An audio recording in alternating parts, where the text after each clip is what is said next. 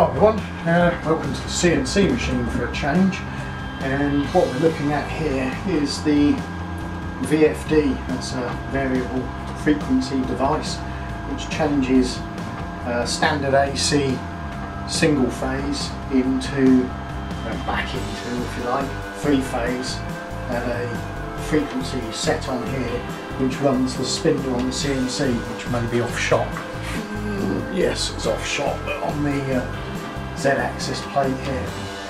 So this is a pain because you have to set stuff on here and press run and stop, which can actually be a little bit painful if you get caught by the gantry or the stepper motor, which is whizzing sometimes backwards and forwards around here.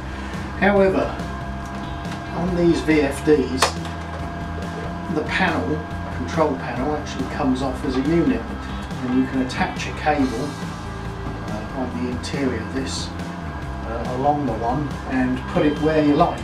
However, in order to do that, we're going to need some kind of holder console for that, and we're going to head over to the 3D printer and do one of those.